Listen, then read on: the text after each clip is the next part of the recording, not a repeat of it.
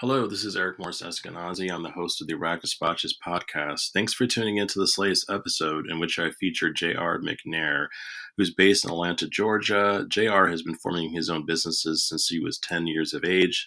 Many of his businesses since then have become very lucrative. He's very inspirational speaker, and he coaches a lot of businesses. So for anybody out there who's interested in becoming their own business person, who's tired of being part of the corporate rat race, I hope you enjoyed this podcast episode. Hello, thanks for listening to the Erratic Dispatches podcast. We'll be back shortly after a brief break. Hello, I've been using Anchor.fm now for about almost a year for the podcast Erratic Dispatches, which is distributed through Anchor.fm. It's completely free to use, very easy, and any audio that you upload or record through the website, it will be you can use it to organize your audio files, and once your podcasts are ready to submit, it will be available to stream within at least 8 different streaming sites. So, JR, you're based in Atlanta, Georgia? I am in the ATL, Hot Atlanta, as we call it. I've never been down there. I've been down to the south, like the Carolinas and Florida, but I've never been to Georgia. Yeah, man. It's interesting. Now Georgia is kind of like two states. You got Atlanta, which is one state, and then you had the rest of Georgia, which is another state. So it's kind of interesting. Metro Atlanta, so many people that live in Metro Atlanta, and then the people that live around the state. So I mean, it's a great place. I mean, you got one of the best places to that I love to vacation up in Helen, Georgia. It's kind of like an old German town up in the mountains, beautiful. And then you can go down to the beach down in Tybee Island near Savannah. And then, of course, you're in Atlanta, middle of the Georgia, and Macon to, learn about some music history. I mean, it's a lot of good stuff happening in Georgia with the film studios that have moved here. All of the film studios, the airport, of course, is the busiest in the world, and we're a music hub. It's just so many great things that's happening in Georgia and in Atlanta. But I love to visit other places, but this is my home. So, JR, do you mind start off with like what inspired you to get into being an entrepreneur? I know you started like your own businesses when you're like back when you were a kid. Do you mind talking a little bit about that? Yeah, I grew up in a family where it was 5 kids, 2 adults, so 7 people in one house, and we weren't poor, but we didn't have the extra things. Like I would joke with people, say I went to school with the Adidas with the 4 stripes, the K-Swiss with the 6. It wasn't. My mom was like, "Look, I'm gonna get you to school clean, and you're gonna get to school with no holes in your shoes. But anything else, you're gonna have to figure out." And so, growing up in South Atlanta, a lot of the stature and in the society, especially amongst young people, was based on your clothes, what you wore, the type of shoes that you had, and unless did it matter as much about, I would say maybe the character. Those were the character was more, I guess, superficial. But when it came to those things, I didn't want to be better. I just wanted to kind of fit in with the other kids. So I was just like, I went to my mom and said, "Mom, I want some tennis shoes." She said, "Baby, I love you, but you're not the only child." And I said, okay. So I had to realize at a young age, that's what it says, that necessity is the mother of invention. And I started thinking about ways like, how could I make some money? And I said, well, I saw a lawnmower. I looked around me to see what resources I had. I saw a lawnmower. I was like, okay, I know how to cut grass because I have to cut my yard all the time. I know how to do all the things we need. So I just went to my mom's job later that week, and I printed out some flyers on the old, one of the first publishers that was there, and some flyers, $20 a yard to cut your yard. And I went out, and the first weekend I made $200, and it just it hit me. I was like, wow, you can actually just go out here and just make money. And that was at 10, that was my first taste of entrepreneurship. And then it kind of went on from there. I kept learning and studying about, infomercials buying books and courses on how to make money on infomercials. I would take my money, send it off, learn it. I purchased my first piece of real estate at 14. I'm sorry. I purchased a piece of land out in West Georgia. They actually financed it for me, which is the crazy thing. A lot of people say, how can they finance that for a minor? But actually a minor can enter into a contract and it's not binding on their part. So I could have walked away from the deal at any time, but it was only the payments every month were only $50 a month. Okay. And so, I was waiting tables, and I was bussing tables at IHOP at the time. And I had that money. I had put $500 down. And that's what kind of got me into real estate. I started studying under the guy, Russ Whitney. But I've always been a curious guy. And I think being curious, first off, wanting to have basic needs. And you know what? I didn't even buy those shoes, believe it or not, later on. It just that was the thing that got me into it. But as I got into it, it was just the thrill of being in business and the things that you could do, kind of really creating things from scratch. That's what kept me in it. And what has me doing it to this day is, I'm pretty good at it, right? And I think to stay in stuff, you have to be good at it. You have to develop some kind of skill to continue something over the years. And also you had a background in like a singing and also in like sports, like football. Do you mind talking a little bit about that as well? Yeah. So so I've always been I've always just loved a lot of things. I realized probably about 10 or so that I could sing. And I got the chorus teacher at my elementary school. She went around all the fifth graders and she selected, about 30 of us for this mass choir. And then I was one of my friends at the time, he was singing too. And we just started singing together. And we would go to each other's house. We would just try out Boys to Men songs, Josie songs. We tried all these different songs that we would be singing. And over a period of time, I was like, man, I continued to join chorus, and I was all state chorus. We got offered a record deal when I was 11 years old. They actually wanted us to quit school and start singing full time. But that was, thank God, looking back, man, I'm glad I did not take that route. I had some other friends that did. And I'm not saying that their lives ended up bad, but it's just a different life. And so, but yeah, and, football, I played sports my whole life. I played baseball, basketball. Never really good at basketball, though. I think the fifth time I fouled out, I was like, this is not the right sport for me. And but baseball, I was real good at baseball. Played center field, did a little bit of pitching, had no real control pitching, but I could throw really hard. And I kind of got really good at football later on. I swam too. I was a swimmer. I swam competitively, and I was good at that. But the thing that I think really kind of took off for me was actually first, the thing that I really had real success at was wrestling. I won a couple state championships in wrestling. After winning my first state championship in wrestling, it gave me so much confidence that next year I went out and I broke my school record in rushing and led my school to the first state championship game. Then, I went on and they retired my wrestling singlet, my and my football jersey. And I had that year. I went to all-state chorus, and at the end of the year, they gave me most well-rounded student award at my high school. And so I ventured on into college from there. And then, like, once you reach college, do you take a lot of business courses?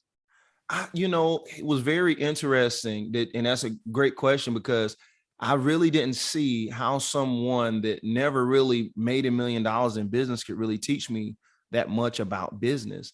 So it was not something that I really looked at. I was just trying to find something that I could learn from. I went the traditional route of people saying, oh, you should do finance or do something like this, because what I really loved was philosophy. When I got there and I took a Descartes course, and I was like, wow, this is great. I can just think. And I got in there, and I remember telling my mom later, and I had like a 98 in the class, and I mean, it was just something where I really thrived. And she was like, can't get a job with a philosophy degree. And I was like, well, maybe I need. And so I changed my major 4 or 5 times. And I just came back to philosophy. And that's what I ended up graduating top of my class in. I loved it. And, it was something that really taught me, what to think. I mean, how to think, not necessarily what to think. It was funny when I was in college, they had this thing during college called interim where you could, during the month of January, you could like select what kind of class you wanted to take, or you could propose a interim. So one of the years I proposed that I was going to, in about 3 weeks, open up the book, start studying, take the course, and pass the real estate licensing exam, right? And they had these CD-ROMs that you stick in, and it was self-paced, and you had to get through the end. Oh my goodness, man, that was something. I don't ever even want to think about that. It was torture because I was spending 12 hours a day having to study that, and but I got through it and I passed it, but I didn't get my license in real estate just because I didn't want to be bound by the real estate commission. But it was funny. So I came back to school that next year, and my finance teacher, she was from Greece. I told her about I got my real estate license. She said, "Well, JR, can I see your notes?" And she took my notes and never gave them back to me. So she used the notes to really. She was teaching a real estate course, and so but she never gave my notes back. And but anyway, it was kind of funny. A lot of the professors, they have all this book knowledge, but no real practical application. So they just know the theory, which theory is important to an extent, but you can't fully know it until you're in it. Were there like any particular like favorite philosophers that you were drawn to when you were studying it? Yeah, I like Descartes. He was one of my favorite. I like a lot of I would read Ecclesiastes. That was probably one of my favorite books on philosophy, just because it was like a man at the end of his life that ended up, he had everything, all the women, all the money, everything he could think of. And he still kind of looked back on life and said, man, you know what? He said it wasn't that it was meaningless. He said that it was just quickly passing. Nothing really lasted. It was like the things, when he got some happiness, it was happiness for a minute and it was lost. He said, when anytime I accomplished something, it was meaningful and it brought me something of joy or satisfaction for a minute, but it was like quickly passing. Even life, I mean, the fact that, we're here for a minute and it's gone, and we're gone. I was listening to Peter Thiel, and he was talking about how he said something like to the fact to where medicine should progress, where we either defeat death, or we either figure out or understand why we can't do it. And it's just really and then it was another person that was debating him, just saying, hey, well, isn't it kind of the beauty of life to where if we did have life extended, forever in this realm, then would we even be the same people, or better yet, would our humanity be lessened because our life was extended? Like essentially that we would be humans, but we wouldn't be the same type of humans, right? And so I think the nature of life and part of the beauty of life is death. So I kind of look at things a little different, especially since my mom passed. She passed about 7 years ago, and it kind of changed my view on life and death. And I'm not really, I remember, when I was younger, I used to always think about wanting to live for as long as I can, and and all those things, and I still do, but I just have a different respect for life and death, and I view it differently. I think it's kind of the trials of life and the things that that I've learned have just given me a much better appreciation of life and death. And like, talk about how you started like working with like startups and entrepreneurs, and like, yeah, tell me about how you started that journey. Sounds really fascinating. Yeah, it was something, man. So when I graduated school, I was a top graduate in my major in philosophy. and I was student body president. So I had all of these job offers from everywhere. I mean, I had all of these awards on graduation day.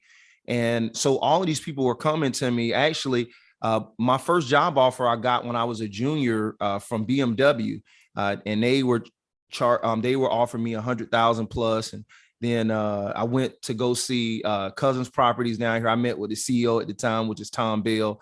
They wanted me to come work for them, making 6+ figures. And then the last company that offered me the 6 figures, because I only went on 3 interviews, and they all invited me. And I sat down with the top executives of each one of those organizations. And the last one, he wasn't a top executive; he was the number 3 in charge from Waffle House. And I went out to their headquarters in North Atlanta, and they offered me another 100,000. And being a 21-year-old kid, especially many years ago, turning down that type of money, everybody was like, "What?" But I had started a little company in college, and I wanted to play football. A lot of people have to realize, I went to college. I already knew how to make money from what I was learning before I went to college, as far as like the books and the things that I was, even the infomercials, that the things that I bought those from. So I went to college because I really wanted to play college football and want to have an opportunity to play overseas. So, I said, if I was going to have an opportunity to play, this is going to be my chance. Right. And I just couldn't really see myself inside of a job clocking in. That just wasn't me. I mean, they would say like, "Hey, JR," I say, "You here?" I said, "What, you mean I can't leave when I want to?" Like, no, you have to. It would have been different for me. So when I graduated, after having all these job offers and being the top graduate in my major, I had, I was training like 4 or 5 hours a day, because I thought I was going 5th round in the NFL draft. That didn't really kind of work out, but I got it was a company called Velocity Sports Performance that I was training, and I trained a lot of professional athletes. They taught me a lot about training and a lot of things. So I trained with a lot of professional athletes. I trained a lot of professional athletes. I got to train the professional athletes and other athletes, and then they would. And then so instead of me having to pay them to to train me, they trained me for free. So I was training 4 or 5 hours a day. And then at nighttime, I would go and wait tables at the Olive Garden. And so that was my first job after college, was waiting tables at Olive Garden, right? And so I was kind of to myself, so nobody didn't know, because I was this big guy, this top graduate, from that college over really, I think over the 2-3 decade period. And so, me and my first job after college was waiting tables at Olive Garden, right? And so I'm training, doing that, and people would come to me and say, "JR, can you help me with the website?" And I was like, "Yeah, I used to in college, I would do websites, and in those websites, they would the college campus would have all these different websites that we'd have to do for different things. And I trained under the webmaster. I took a computer science course, and I scored well in it. And he said, "Well, JR, would you like to come and work for me in the computer science? In the web department?" I said, "Yeah." So I was, as a football player, Division I athlete, especially back then, they have all the great stuff now where they can get endorsements and all these things. Man, we were living on, we ate good when we ate, but I had no time. I couldn't, pay for anything really, So, I was like a broke college student, playing football on TV and, and all those things. But, so I learned about the websites, and somebody came to me. I did that for them. Another person said, "JR, can you help me to do this corporation?" And I was like, "Yeah, my mom taught me how to do corporations, because she used to be a paralegal. So I learned from her when I was like 17. And so, because I incorporated my own business when I was 19 in college. And so I incorporated their business. Then somebody else said, "Hey, can you do a business plan for me?" I said, "Well, I can figure it out." And I went down to Staples and got Business Plan Pro, and I started doing business plans, and all of these things happened, man. When the smoke cleared, I had a company. I didn't go in it like oh man, I must help these businesses. It was like, hey, you're gonna pay me. So it was like, as long as you pay me, I'll do it. And so, I mean, I was doing everything, nonprofit formations. And then the things that I couldn't do, I had friends around me that could do it. Like somebody needed a video shot and recorded as a promo video. And I had a good friend of mine, one of my friends from college, his brother-in-law was very good. He actually did my highlight tape when I was overseas. And so, and I went to him and I said, hey, Robert, man, can you help me do this promo video? And so he was like, yeah. So he was just starting his company. And then he helped me do that. And so it was like I was allocating resources and building my network really out of necessity just to eat. And and when the smoke cleared, man, I had a company. I went overseas. I went over there and I joked with people. I said, I went over there. I had a phenomenal career. I had a new agent, because I let go my last one. I got a new agent out of New York. He got me a contract over there. I led that team to the championship. I was the number one athlete in the entire whole network that they had there. And then I ended up flying my girlfriend at the time over from the States. And we did a proposal. I proposed to her at the top of the Eiffel Tower in Paris. I did it before Tom Cruise. People about that, man. And we came back. I cracked my ribs, man, in the semifinals game. I scored 5 touchdowns that game. Cracked my ribs, and next game, I didn't play because I told my agent. I said, man, you know what? I told my wife. I said, I think it's just something wrong. Team doctor said it was a bruise. I went out and got another opinion. He said, well, good news is you didn't puncture your lungs. He said, bad news is your ribs are cracked. And if you play in this game, that you could puncture your lungs and that's it. And I was like, oh, okay. So I told my agent, I didn't play in that game. I told my agent, I said, you got about 6 months. I said, you got a year before I'm going to just, that's going to be it for me in football. And I did some workouts with some other NFL teams, but it never really materialized. And when I came back, I had bought these raggedy vending machines, and I saw a space that was around the corner from my high school. Mount Zion High School is on Mount Zion Road, and I ended up going to the landlord, and I saw he had all of these trucks out there. He did mold remediation and all these things, and I said, okay. I saw his stuff, and I was just brave. That was one of the things with me. I didn't really care as much if it didn't work. One of the things I cared more about was not doing it and living my life in a place of regret.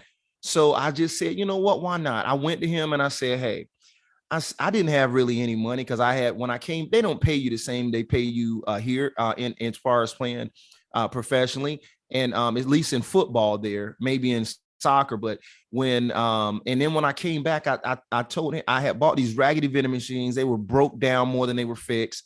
And then I ended up going to the landlord who he owned a reconstruction company, mold remediation. I said, hey man, your website's really not that great. I said, how about for first and last month's rent, you let me do your website, and instead of me giving you cash, I'll just build out your website. He was like, nobody ever came to me with that before. And I said, I guess what? Now I'll pay for the next month's of rent up front. He was like, well, nobody ever came to me with that before. Let's try it. And I said, okay. So I was in there, man. I bartered first and last month rent and everything to get into a retail space. My girlfriend, she stayed around the corner, and I remember telling her, I said, I got a space. She said, but you don't have no money. I said, I know, but I've been there, right? So I got in there, man. And crazy thing is, because it was either like pay the rent, or it was either like get an apartment. So I would sleep in the back of the unit when I would go stay at my girlfriend's house until it was time to go to sleep, and I would go and stay in the back. Back there, I had an air mattress. I would pull it out, and I would be back there, man. And I would wake up in the morning. I would go to her house and shower, and then I would start my day, man. And I did that for about 6-7 months. But I took that $600 in 10 months, man. I had $250,000. And I was out there though, everywhere, church parking lot.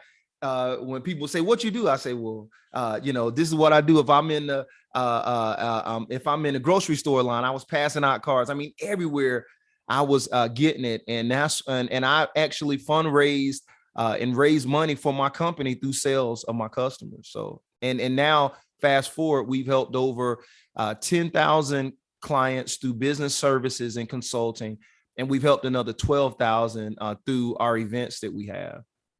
Wow. And then do you do you do like an international? I know you do a lot of speaking like internationals. Do you speak at like different conventions, and like can you talk about that, like the type of events that you speak at for businesses and entrepreneurs? Yeah, totally. So, I spoke at different events. My first event I really spoke at really big with businesses was actually at a lot of the college fairs and things. They would have me come there and speak to the students and the professors about business and showing them another way after college and things of that nature. But one of the things I saw, which was interesting, Eric, is that when you don't really spend a lot of time promoting yourself like that. I was a big person in doing the work and not really a big self-promotion guy. Then people don't necessarily even know what you do or know what you do on that scale or magnitude. So what I ended up doing was just doing my own events. And so, which I would hold my own events, have events, and invite people out. And that was a way I really kind of got started on the speaker circuit, really. And then I developed a business event called Small Business Day. I would go to an event, man. I went to an event back in 2011, 2010. And I remember going to the event. I was there for 3 hours. And when I left, I was like, man, I just wasted 3 hours of my life. I wish I could get it back. It was really no real takeaways, nothing tangible that I could take away. So I said, how about I make an event where people come, they come with an idea and they leave with a business. And that was the genesis of Small Business Day.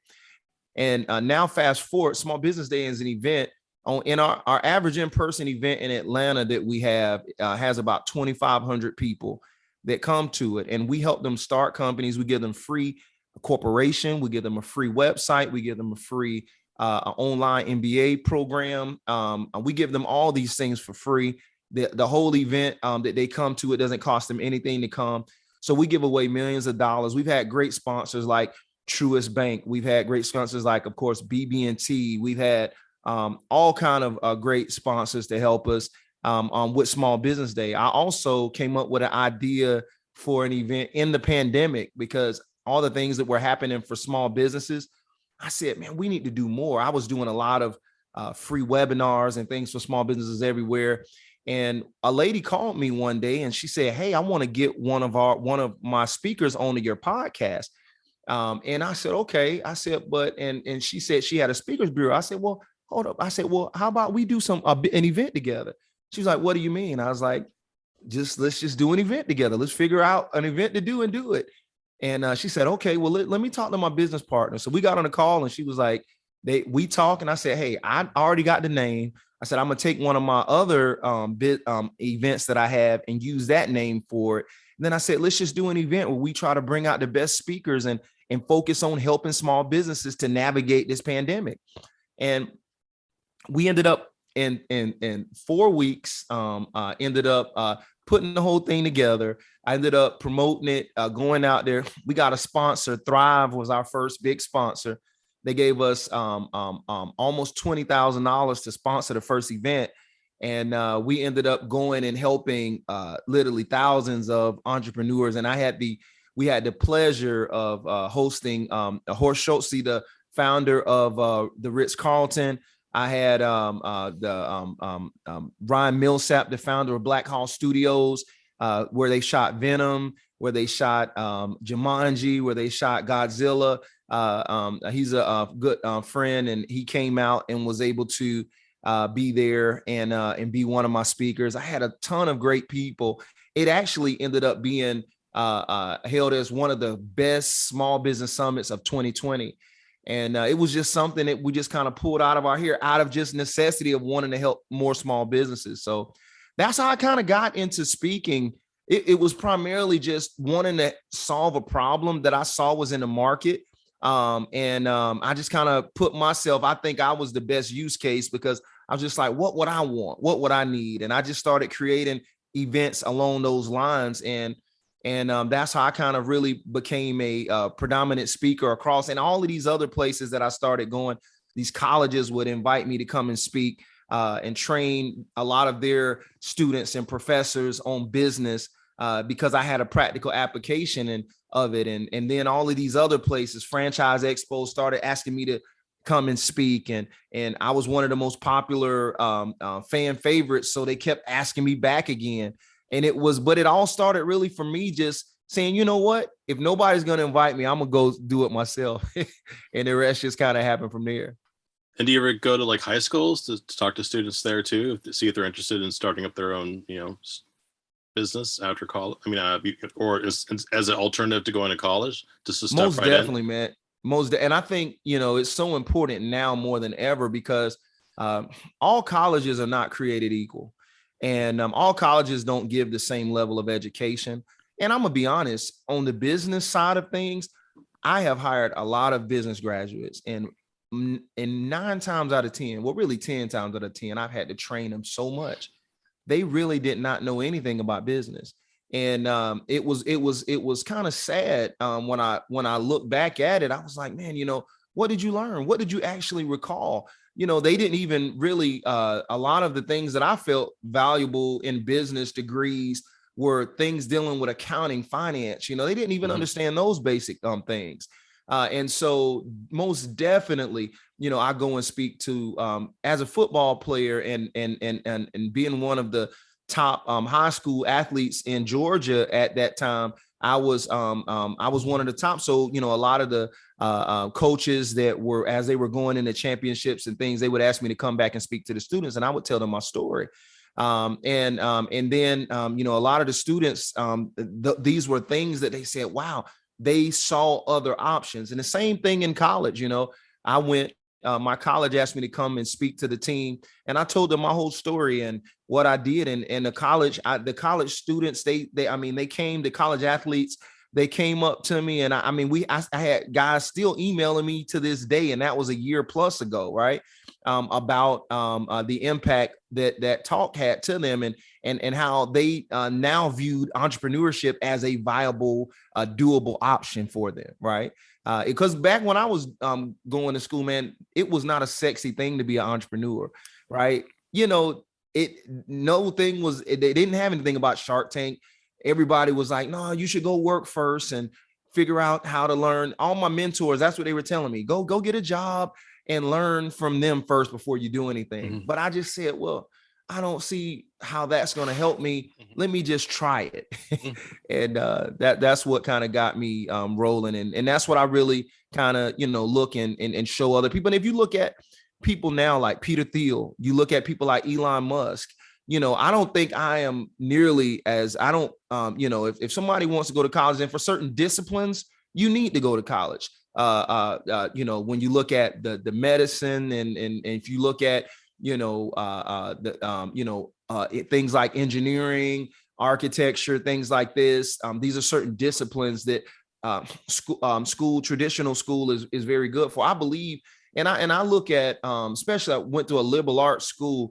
I learned a lot, and it taught me really more so how to be able to manage a myriad of things. It helped me to properly articulate myself as an individual. There were some things that weren't so much, hey, this is what I learned. It was the combination of things that were that helped me benefit me. But those things weren't necessarily things that were, in a lot of cases, so directly transferable into the workforce. These are things that I definitely believe we need to focus on in post-secondary education after high school, looking at if somebody does want to get further education, what does that type of education look like? And that's why I'm really passionate about trying to help the colleges to deliver good, solid, quality education that when somebody goes into debt, okay, that they feel good about, after they spend it, like, okay, I can use this and go and make a couple $100,000 this year, a $500,000, whatever, from the knowledge, or over a 4 or 5 year period, I can build a 7-figure business. Are these things that we can learn? And I think it's even going into high school, like, what real things are we learning in our schools? What are some real tangible things that we can take from even from high school? Like, what did we really learn that was really so valuable that we look back and say, oh, wow, this really, outside of basic, reading, writing, arithmetic, right? Those were key things. But after that point, then what are we learning? What is the relevance of our education? And I feel like that's something that I'm really passionate about. I want to help. I don't ever want to be a person to talk about where education is and don't do anything to help. And that's why I've developed certain courses that are specific to entrepreneurship and business that teach people how to learn entrepreneurship. You can't really learn entrepreneurship without being an entrepreneur. Okay. That's something you can't go and sit and learn it without actually doing it. And so all of my education and the things that I teach it while you're doing it. So you can actually see and learn from the market, and the market will be your best teacher. Your customers, or a lack thereof, will be your best teachers when it comes to entrepreneurship. Hello, thanks for listening to the Erratic Dispatches podcast. We'll be back shortly after a brief break.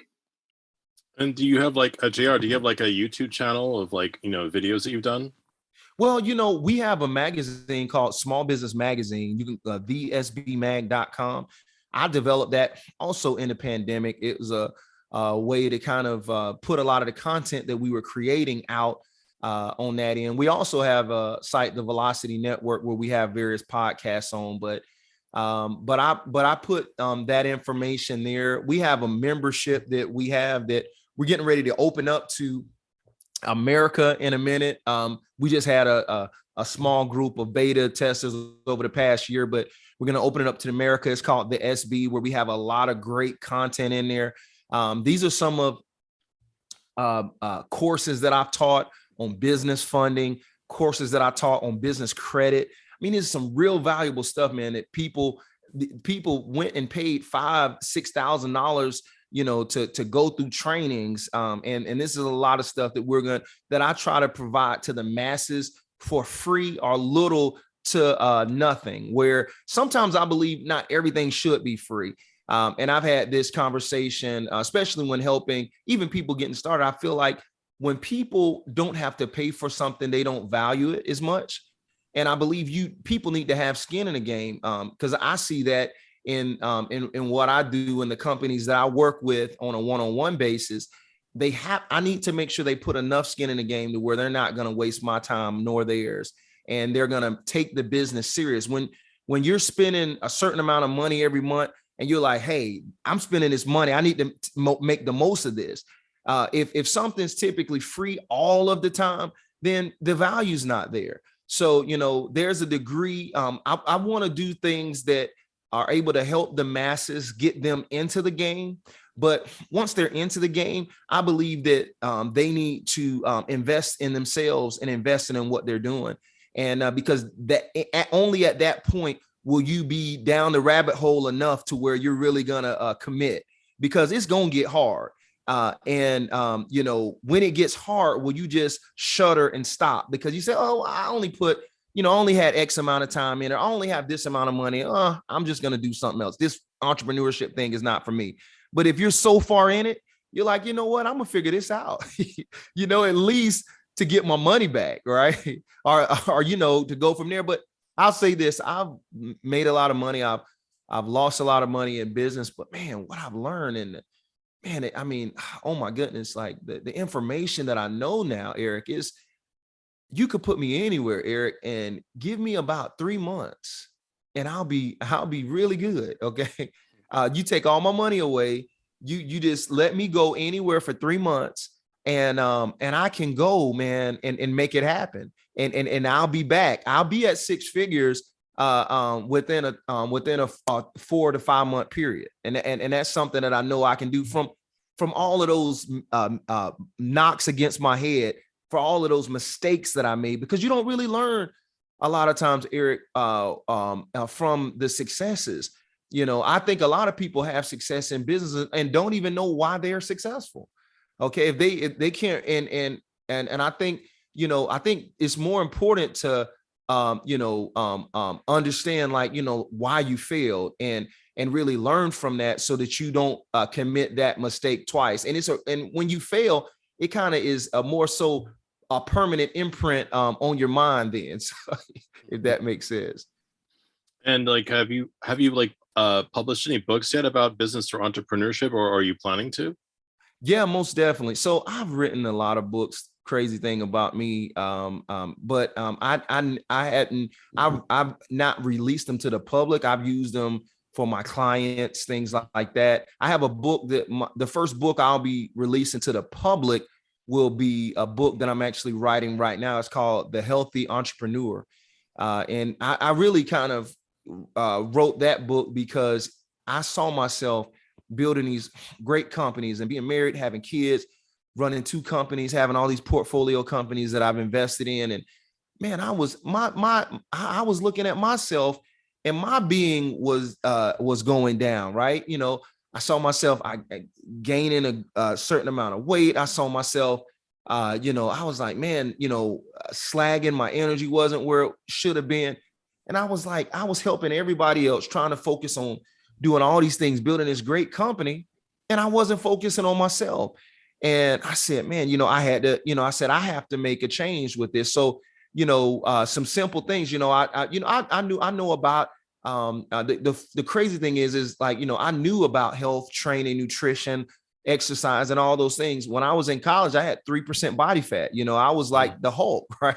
And so I knew about it. It was just the fact of doing it. I had to get a why again, Eric. Like when I was playing football, my why I worked out was because I wanted to be able to do the things I wanted to do on the field, move, run through somebody, run around somebody. When I stopped playing, I was like, why am I working out? I didn't have a why. And I realized later on, my why was, what? Somebody told me, they said, what, you have a great vision, all these things with business, but if you don't take care of yourself and you don't focus on yourself, because you focus on everybody else, that your vessel won't be able to carry out the mission that you want to carry out. So, man, I started looking and I developed like the 5 pillars of health, like, and these are things that are so uncommon, but these are just my top 5 things. My top 3 things being, and the top 1 thing being hydration. Most of us walk around dehydrated. We're supposed to drink 50% of our body weight in ounces. Number 2, get enough rest. Like I think we walk around and like zombies, man. A guy told me one day, I don't know if he was a doctor. He said, if you sit in a room, dim lighting, and you just kind of sit there for a second and you fall asleep, he says, then you're sleep deprived. He said, so, getting 8 hours of sleep, and then the third most important thing is, I would say, stress, man. Like, my mom died from stress, man. And, other people that I know in my life, man, business owners that I know who passed away from stress related things. It's just, those are silent killers, man. And these are things that we don't think about as entrepreneurs. And 2 other things, of course, really important. Of course, things like nutrition, things like exercise. I call them like the fuel and the oil, right? The fuels is the nutrition and the oil, the exercise. But I look at those things as the 4th and 5th most important things. Of course, the most important being hydration. But I look at those things because I wanted to make sure that my body that when I was done with this particular business, or when I wanted to do something else, that my body could take on the next phase, or, or better yet, what state was my body in when I finished? What, and during the process, like how much of an engine was I? How capable was the engine that I had? Were there some things that I could have done that could have made me a better performer as an entrepreneur by just handling simple things? Richard Branson said, they asked him, what is the most important thing you can do as an entrepreneur? He said, work out, right? And it was like, what, work out? He's like, what do you mean? He said, listen, he said, not only will it give you more energy and all those things on that end, he said, the thing is, if you work out every day, it shows that you are in control of your schedule, and your schedule is not in control of you, right? So these are things that I look at, and it's just about us making a decision. And this is why I wanted to make sure that, as we're building these phenomenal brands and these phenomenal companies, man, that we're just taking care of ourselves. Yeah, well, I like a lot of things you say, JR, because I know like in different like Entrepreneur Magazine or Inc. Magazine, they have like a lot of articles about burnout is a big topic, for entrepreneurs, and mental health and depression. That's like, you really got to take care of yourself, because it's just, you only get one everything. You, Eric. Yep. Most definitely. Do you mind talking a little about, I know you founded what's it called? Georgia Crowdfund? Yeah, totally. Yeah, it's a nonprofit organization. When I first started it, the reason why it has a name Georgia Crowdfund, because crowdfunding was really big at that time. And this was around 2014, 15. It just started getting big. And there was it was a part of, where equity-based crowdfunding was just getting big, right? And so I wanted to start an organization where I was just helping people with that. But when I started it, I was helping people with a little bit of everything, from the crowdfunding to, just helping them with business advisement and things of that nature. So our mission quickly changed from one thing to actually just helping a lot of the cities develop and create these ecosystems. So I started investing and going to cities like Macon, Columbus, Georgia, Savannah, and I started these communities down there, like some of the largest small business communities in those areas. And I said, hey, I saw a bubble in Atlanta that we were doing, where we were really just putting all our energies in the state in Atlanta. So I started making commitments of my time and energy to go and help develop those areas.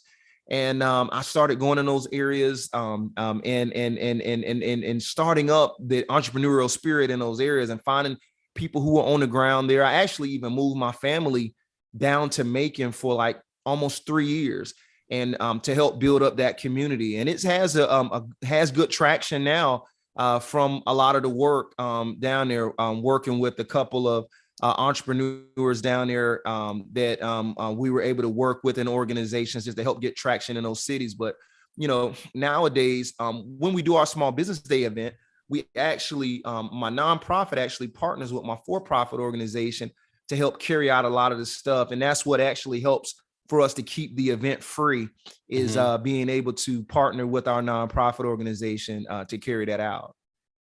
And do you mind, JR, talking a little bit about for our listeners that haven't started a business, that are interested in starting a business, for corporations, like LLC versus corporation?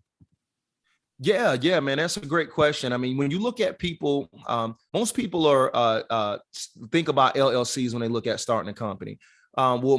Some people, what used to be back in the day, most people would just start a company and just be a sole proprietorship, wouldn't have any entity.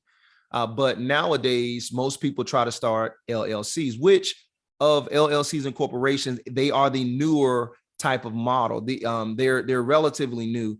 Corporations have been out for hundreds of years, and so these are things when they would send ships across the water.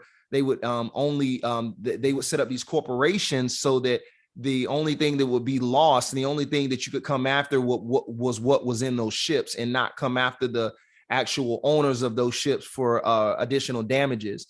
And so that's kind of the start of the entities, and then kind of come into the differences. LLC is really like, for the most part, it's kind of is similar in a lot of cases to a sole proprietorship. The only difference is really from a liability protection standpoint. With most traditional LLCs, they have essentially the same tax liability as a sole proprietorship, and in the IRS's eyes, they more than likely look at LLCs in what they consider to be disregarded entities. So they just don't even really recognize LLCs from a tax standpoint as any different. Now, corporations are separate entity. It's only a Class C corporation, which is different than a Class S. Class S is a small corporation where it's kind of similar in to an LLC, where all of your expenses and or our income flows down to you on a personal level. A corporation has a separate income, separate expense column on that end, so it's totally separate. And so the most protection you can get as an entity is having a corporation from a tax liability standpoint, and from a liability standpoint, because it's the only true separate entity. Now, there are other things like why people would choose Delaware corporations or Nevada corporations, but for the most part, most businesses that I recommend, and this is just that I have in my past, you really need to get a good consultant, a good legal advisor to help you, that understands, because all lawyers don't understand this. I mean, they go to law school and they only learn one part of the law. I talk to a lot of attorneys. I train a lot of attorneys. I train a lot of accountants all across the country. And I asked them, they say, well, I've told this person to be an LLC. I say, why? They said, oh, they're not big enough. I said, that's not a reason why you should say. I said, so what you're saying is if they make $100, you want to have them taxed 40% versus them being taxed at 20 or so percent, right? I said, no, that's not a good reason. Plus, if I'm an investor and most of these companies are trying to get investment dollars, I'm not going to invest in an LLC. Okay. Because it's nothing for me to invest in. I would have to become a partner in that LLC, right? And for tax liability purposes and all those things, that's not a good thing for most investors. So really, if you want to raise capital, you want to really have a corporation, because it has clear distinction of ownership and investment dollars in the shares that can be given back to whoever gives you that capital to end up funding that business. And when it comes to just overall funding, as a source, banks tend to lend more to corporations than any other entity. And then in addition to that, I utilize LLCs, but for very specific reasons, to hold specific assets like real estate. Like I may have a parent company that's a corporation, and underneath it, I have a 123 LLC that will be a particular property. So it limits that liability. And there's a lot of ways that you can do that. And you definitely want to have LLCs when you're doing real estate. It's just so many different loopholes and so many different things that you can do, especially, if you're investing in a real estate that's cash flow based, or if you're investing in capital gains type of real estate. You want to have a good LLC there that's going to help you in those ways. But most businesses should have either a C corporation or an S corporation. Most people that are working on jobs, if they're having a lot of taxes taken out on their taxes, they probably want to have a good S corporation, because any of the money that they're spending in their business, they can kind of get those write-offs against the taxes and end up getting a lot of that back in their return if they had a right accountant to help them. JR, what do you find to be the biggest challenges or joys of being an entrepreneur? Oh man, I would say one of the biggest challenges, man, is staying focused. I think as entrepreneurs, sometimes we have shiny object syndrome. It's because it's hard. I think people they break or they stop before they actually get to the end. I think it's something, understanding that the most important thing about a business is cash flow. and how you're going to fund that business. And I think we don't really think as much about that. We think about creating these phenomenal products or services, and we don't think enough about how much money do I have before this company goes out of business. That's the number one most important thing we should always be thinking about. Do I have 3 months? Do I have 3 days? Do I have 3 years worth of money set aside to help me before I have to turn the lights off? And I would say one of the things is that I would say is a challenge is are finding the right people to be a part of your vision. And you have to know the right people. I know you hear about Peter Thiel. He talks about in his book 0 to 1 that finding that right group of people that's kind of the same in a sense to where they kind of think in a certain way, and the things that they value are the same things that you value, because they're willing then to really commit to the long term of what happens. And there's many other things that are challenges, but I would say those are probably the top 3, maybe. And then I would say some other beautiful things, man, like when you're able to create something like especially in the beginning phases of a business, it's so glorious, man. And when you actually are able to find that product market fit with a particular service or a product that you have, I mean, man, that's the joy of it. And then I think ultimately, when you get to see a satisfied customer, somebody that you see that's really, really happy with the service that you're delivering for them, and this thing that you created, you see that it's really delivering true value in the world, and you're like, man, all right, man, like it's working. This thing that I had in my mind, this is actually able to help people and help people on a particular scale, even if it's on a small scale, man. The joy that you get from that. And then the beautiful thing I like from an individual standpoint is just the ability the flexibility that you have that I have, and I built that around my business to be able to work from anywhere, man, to be able to take my family and on different trips and teach them about the business, and and show them that, hey, listen, this is another option. You don't have to follow a same the path as everyone else. There are other options, and I think that's one of the joys, man. And even coming on podcasts like this one and talking to people just about other options out there, Eric, I think that's something that brings me joy, man. And so, like I said, I greatly appreciate this opportunity. Do you believe, like, because I hear a lot that, like, when for someone who's starting up doing a startup, that whoever you get on your team, you should try to find people that are smarter than you, because they'll make your business more successful? Yes, you should. That was very hard for me because I was always the smartest person in the room, in a lot of the rooms that I was in. And it was very difficult for me a lot of times to find people that were smarter than me. And it wasn't, I'm not a guy, I don't ever really, I'm not a person that brags or goes about, putting anybody down. I never, ever would say that to anybody. But in a lot of the rooms, just being honest, it was very difficult for me to find others that were smarter than I was in a lot of different areas, because I had done a lot of things.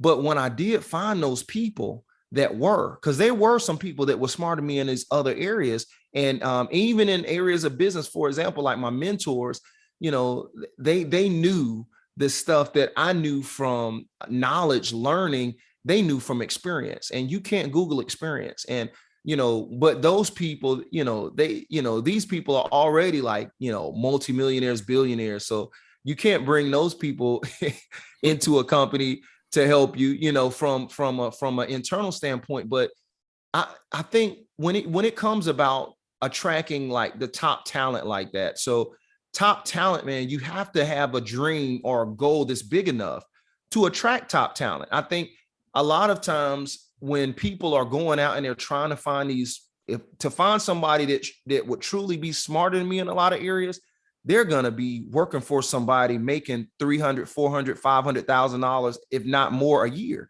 Right. And so you have to have enough budget to pay those people. Right. Sometimes out of necessity, having to hire people that per se weren't. Those were things that, you have to still deal with, and you have to kind of deal with that also. So, you have to kind of roll with what you got. But if looking back on my career, I would say find the money to buy, to hire the best talent, and have a dream big enough and a goal big enough that would make that top talent leave where they are. Because where they are, they're already probably going after some pretty audacious goals, right? So you to find that top talent, you have to have enough money to pay that top talent, right?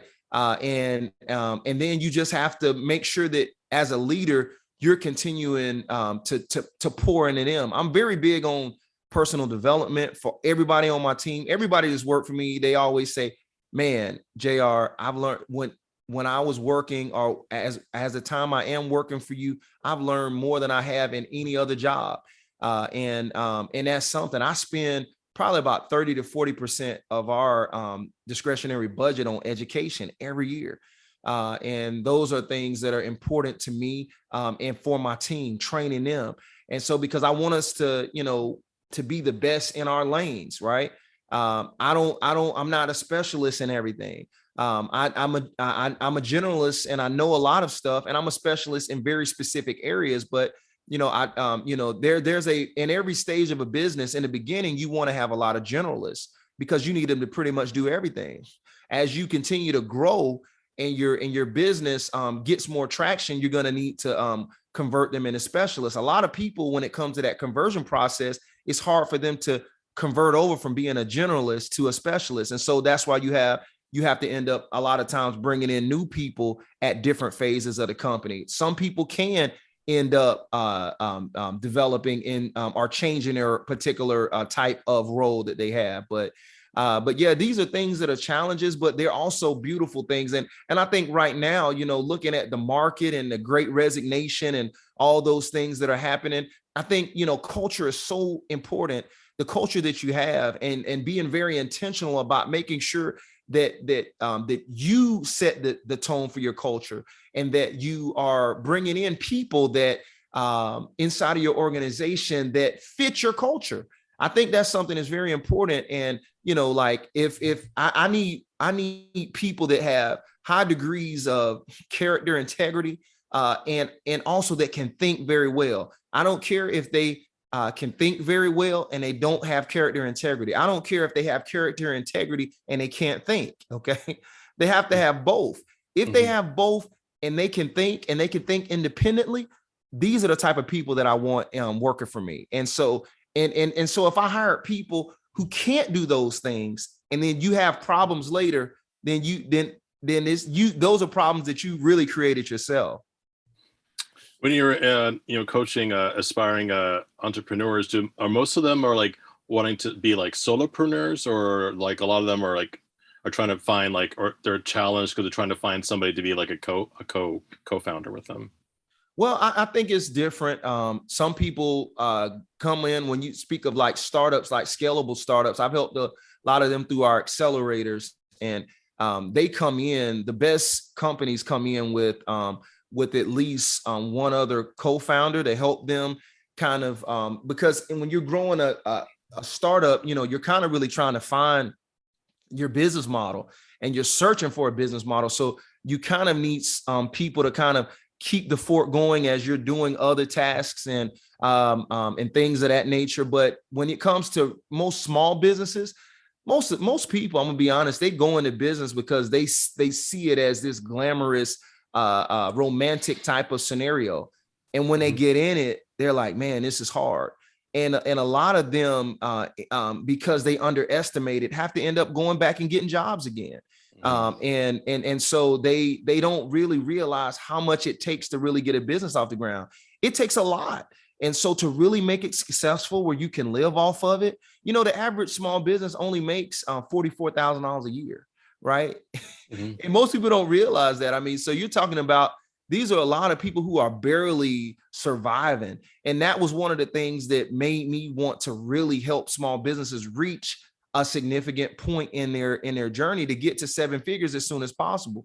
So I developed a whole initiative called Solo to 7 Figures that takes solopreneurs and helps them get to 7 figures in revenue over 12 to 36 months. And we've created a system around that. And we push those entrepreneurs, and a lot of those entrepreneurs, they come in and they think it's just that when they just automatically go through this, they're just going to automatically get there. No, it's like, listen, there's going to be some times when you're going to cry and you're going to be like, man, do I really want this? Is this something that I really want? I thought that I want this, but when I actually had to, because I tell people, this is something, Eric, when you think about it, most people work 40 plus hours a week and all they have to do is one cog of the wheel, right? Mm-hmm. They only have one job on their job. And then when they work in their businesses, I say, how much time are you putting in your business every week? Oh, 5-10 hours, a couple hours a day. And I'm like, okay, so you're starting a company and you have to do HR, marketing, you have to do finance, you have to do sales, you have to do, operations. And you're putting a fraction of the time that you did when you were only having to handle one part of sales in the other company that you're working for, or one part of finance in the other company. So now you have 50 roles that you have to cover and you're only spending a fraction of the time. It just doesn't add up, right? So I have to really let people know that, listen, you have to be even more committed than you would be on your job. And then to really have it be sustaining, you have to figure out a way to attract other people to help you with your vision, or you you have to bring on some partners that can help you facilitate other roles so that you can get things done. And do you do consulting with entrepreneurs, like for example, like over Zoom, like you maybe do sort of breakout sessions with them, have them split up and do different pitching or scenarios, that sort of thing, role playing, yeah. Yeah, totally. I have opportunities there. One of the things we do are master classes, our mastermind classes, where we'll get on and I have them go over some content typically the week before. And then I'll talk briefly about that. And then we'll just get on and I'll just and I'll make sure that they understand, and make sure that they really put something that they did, whatever I had them, the task I had them from the week before doing. I would kind of go over that, make sure they had questions about that. But then I would have them just ask questions in general about their business. What you see, especially if you're starting companies that are all around the same time in business, they're all in the earlier stages, or they're all in a medium, the medium size stage or the mid stage, or they're all in the later stages. They're all going to have similar problems. And so and what you see is when one person asks a question, that may not be the problem of one of the other entrepreneurs on the call, but that may be a problem that, or a solution that they can utilize a little further along. So the role playing, that does not work as much as you can. It's good to practice, but your customers are the best role players to do. So during a week, majority of the entrepreneurs, I have them go out and do experiments. So they come up with a hypothesis. I call them my HERs. This is how we really do things: hypothesis, experiments, and the results that we get. So I have them come up with hey, how do you think? Well, I think I'm gonna go out and I think I'm gonna be able to talk to 100 entrepreneurs this week. Close 10. Close 10. No, get 10 on a call and be able to close one of them. And I say, okay. And then I say, let's see. Next week they say, oh man, I was only able to call 50. And I got 6 on the phone. But guess what? The 6 that I got on the phone, I was actually able to close 50% of them. So these are things that you kind of are able to learn as you're kind of going. The biggest thing about business and anything is how fast you can learn, right? And because you're dealing with a timeline of cash flow, right? And so it's like, can you learn enough about what works in your business before your cash runs out, right?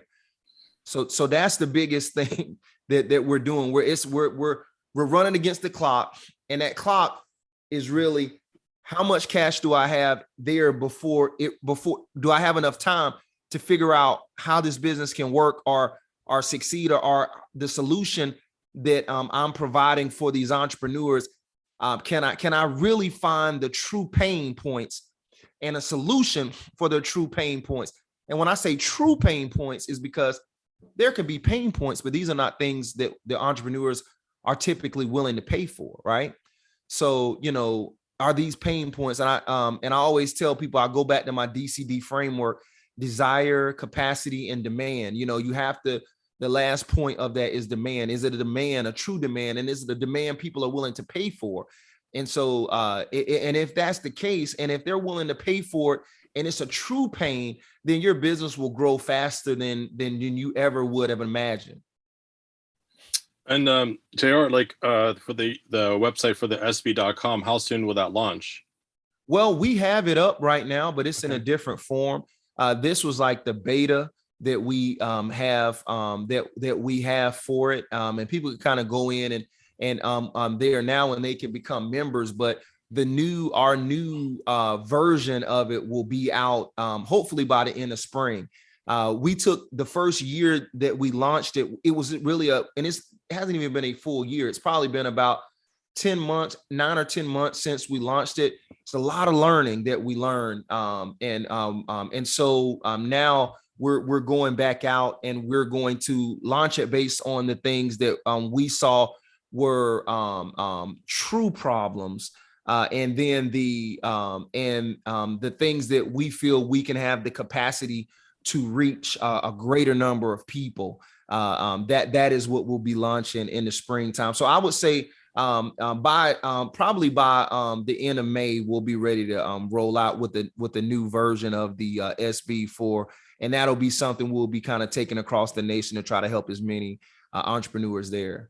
Oh, great, JR. And then is there any for our listeners of this podcast, are there upcoming events that that you're planning, either this winter or in the spring, that they could find out through your different social media?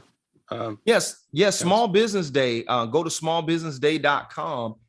That's probably the best place. We're going to be doing events all across the country for that, and we'll be doing those will be virtual events. But this is not really it's not a Zoom. It's so much more than that. We do a 1 hour business plan live. They'll do a business plan while we're on there. It's so many great things that we deliver in that. Most people that come, they say, man, this was it. They said it felt like we were there with you. And they said the value that they got, they were not expecting it to be of the level that we deliver for free. Because most of the time for what we're delivering, you'd have to pay hundreds and hundreds of dollars to attend, let alone the thousands of dollars that we give them in free resources when they finish. But that is something that they can really look at. And as far as going to Small Business Day, and just staying in touch with me via my social channels at JR McNair.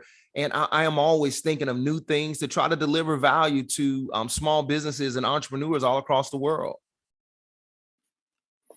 Hello, thanks for listening to the Erratic Dispatches podcast. We'll be back shortly after a brief break.